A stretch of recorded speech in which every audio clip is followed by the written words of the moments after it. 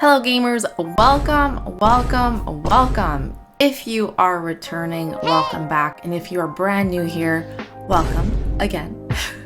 Today we are going to be kicking off a Zelda marathon in anticipation for the Tears of the Kingdom drop. And on that note, I'm going to be dropping Zelda content like a moblin guts. We are 3 weeks away from the Tears of the Kingdom drop. Ocarina of Time finally had a challenge to live up to, and Breath of the Wild blew it out of the park. To kickstart a marathon, I'm going to be watching all of the Tears of the Kingdom trailers that have launched to date, and I will be guessing the storyline of the game when it launches in 3 weeks. Ironically or hypocritically, I have only watched 1 or 2. I know it's such a poor part on my end. I don't even know if I'm deserving of this anymore. Before we get into it, my name is Oli. I am a gamer, game enthusiast, game collector, as you can kind of see in my background here. And oh, did I mention I'm a Triforce wielder? Well, now you know. This was my first tattoo I ever got. Okay, since this is a Zelda video, I will say, what is the Zelda with the best soundtrack? That's probably a good way to start it off. I'm gonna say, I mean, I would have said Majora's Mask, but honestly, I almost feel as though Ocarina of Time was longer, and because it was longer, you got to experience more soundtracks than Majora's Mask. I don't know if quantity over quality kind of, drives this answer, but I'm gonna go with Ocarina of Time. Let me know what your favorite Zelda soundtrack is down below in the comments. Anyways, let's get into this video. Let's go. Let's go.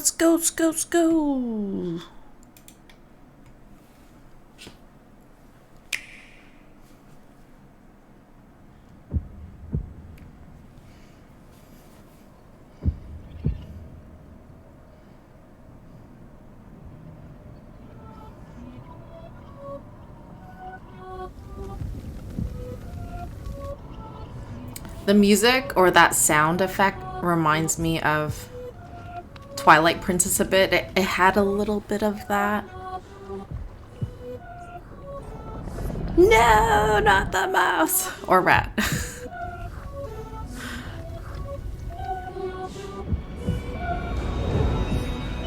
So we see Zelda is all well.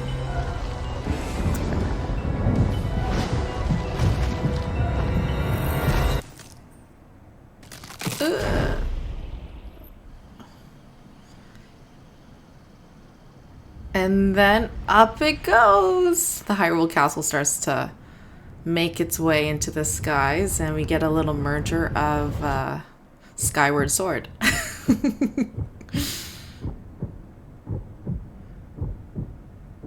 Alright, so that was the first announcement video, and that's what got everybody all prepped up.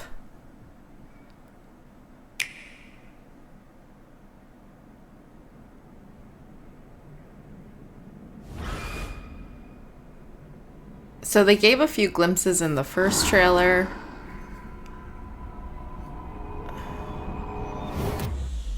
No, she just got saved and she got lost all over again.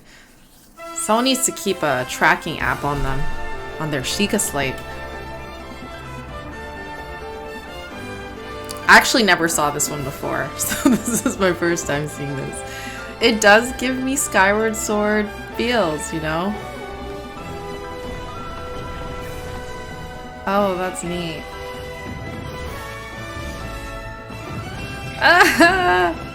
He plot twisted them.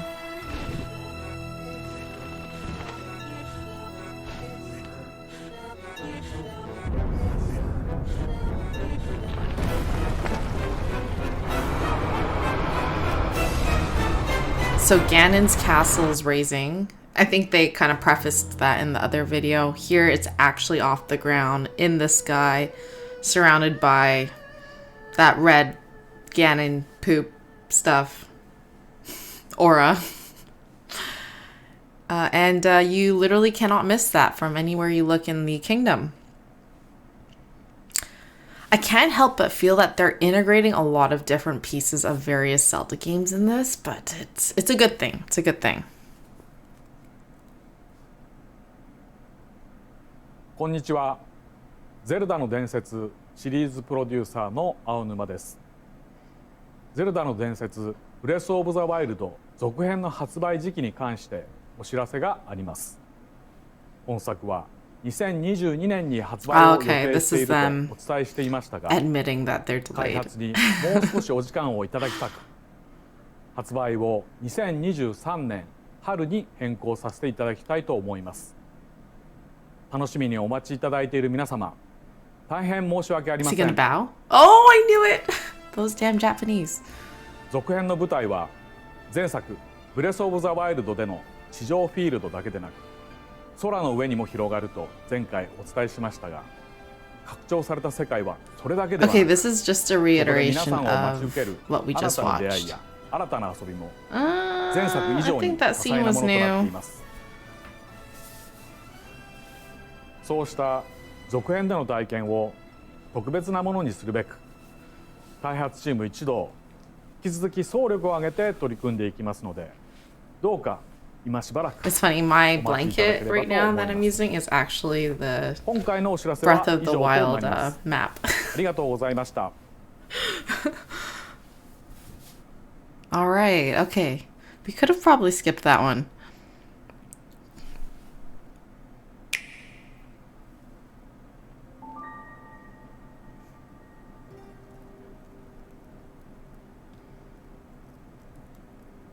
This one's also new to me. Never seen it. I wonder, I don't know if they ever tied in the Red Moon. I wonder if this is kind of playing off of that, because I see a lot of red.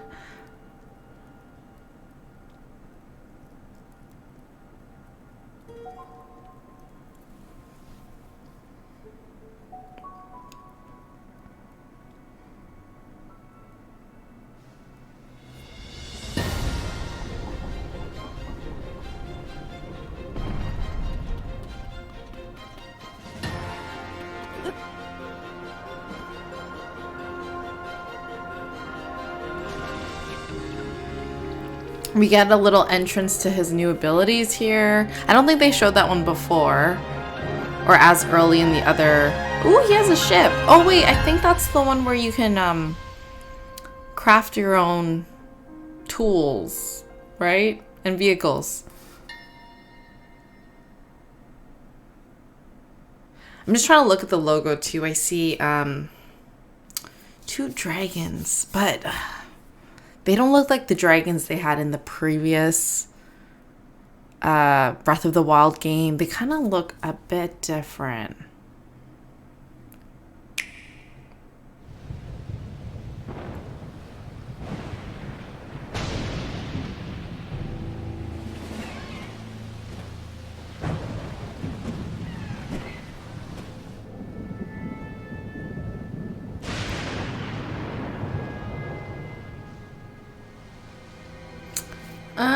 Is this in the sky? Oh, yeah. Yeah. The bad guys doing bad guys thing. Sweep over Hyrule. Eliminate this kingdom. The Red Moon! Okay, I knew it. I knew it. Leave no survivors.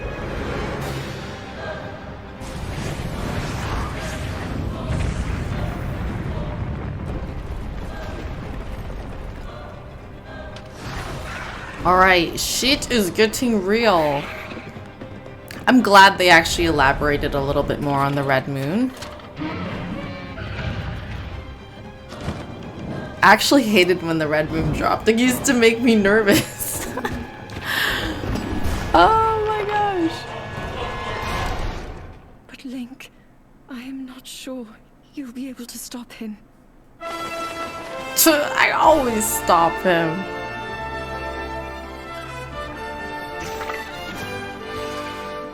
I wonder if it's Ganon in, I mean, it's always usually Ganon, right?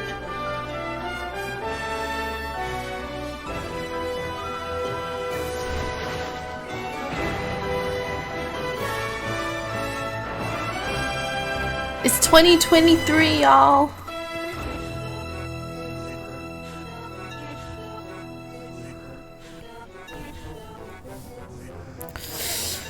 That was probably my favorite trailer so far.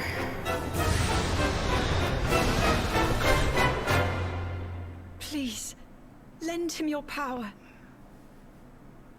What? Oh, that's Zelda. They look the same. They're wearing the same clothes. They have like the same hair length as well. Okay, I think this is the one that I had made a video about before.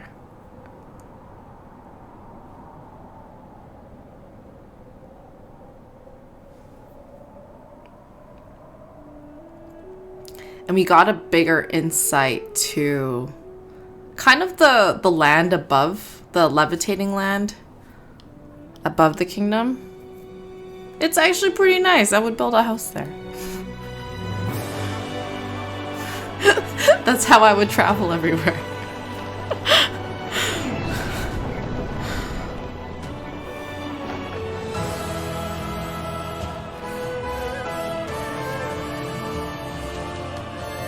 Oh my god, the goosebumps on my arms are actually raising. I think it's the music.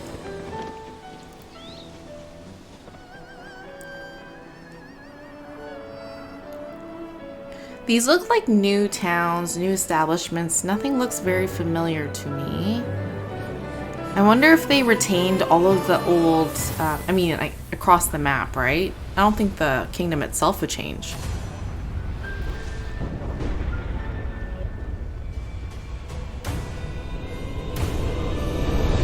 Oh!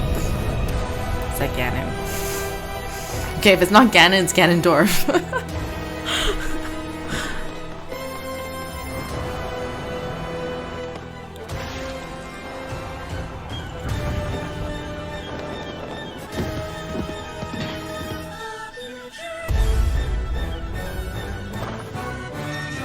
Epona!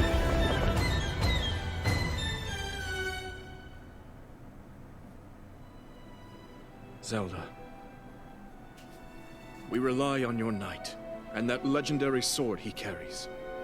Everyone Our last line of relies on defense will him. be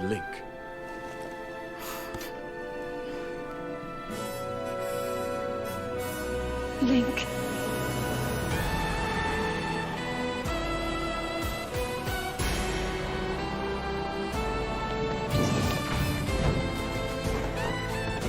Oh man, this one's gonna be so fun.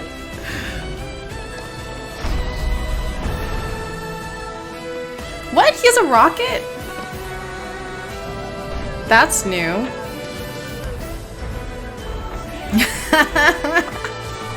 You can battle on these huge machines. I don't know if they're supposed to be called machines because they're made out of rocks I know why I and am here.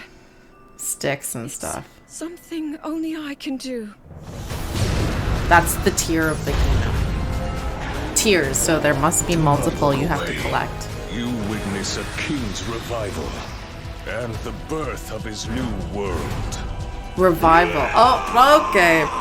Welcome back, Ganon. Okay, let's go!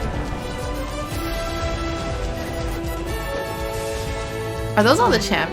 You are not alone. Yes. Oh, the champions make a return.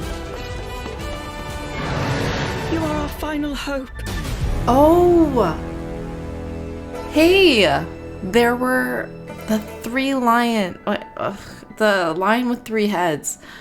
I wonder if that's represented in this logo. Link. You must find me. We always find you. We always do this. When don't we find you? Oh my god, Zelda, you asked for way too much. Okay, here is my expert opinion on what's going to happen in this plot. It's definitely a lot darker than Breath of the Wild. Breath of the Wild had a very airy feeling, and this is kind of giving me Twilight Princess vibes, which was very dark in my opinion.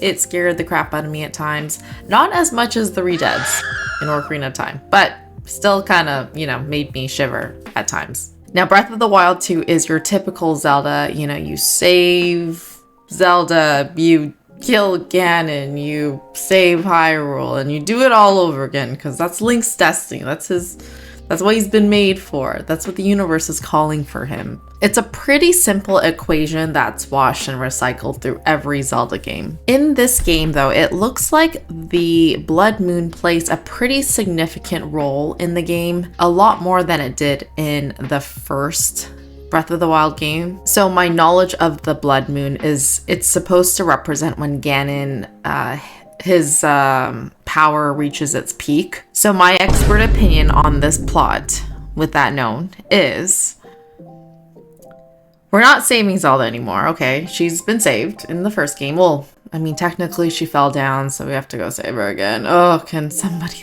like literally put her in a safe zone? Ganon is revived. So my hypothesis is the corpse in the first trailer is Ganon. I think he gets revived because his eyes kind of turn a bit bloodshot / RGB glowing red. And it's the same red that we see represented throughout the trailer. So underneath Ganon's castle, the Blood Moon. So I feel as though they're all connected somehow. That is Ganon's revival. I also think the Blood Moon, because it's playing more of a significant role, it's not just reviving Ganon, but it's also strengthening his monster crew, his I don't know, his army. I don't know if they're his army or not, but the things that attack you, everything that attacks you in the game. Tears of the Kingdom, the title. Okay, so I saw Zelda had a tear, a yellow tear in her hand, not a tattoo, it was like a rock.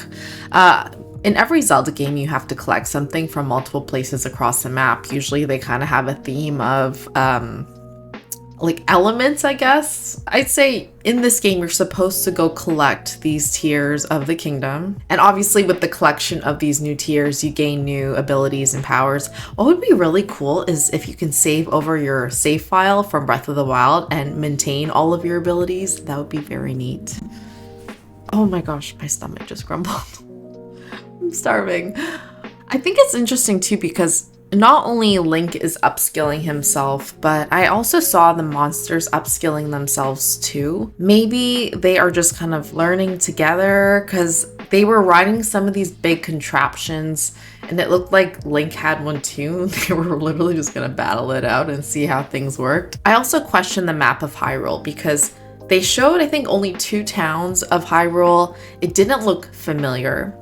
So they might have been new areas for us to explore, whether they're on the levitating lands or alternatively, you know how in the map of Breath of the Wild, you know, like my blanket, this is the Breath of the Wild. Oh, look, Ganon's castle.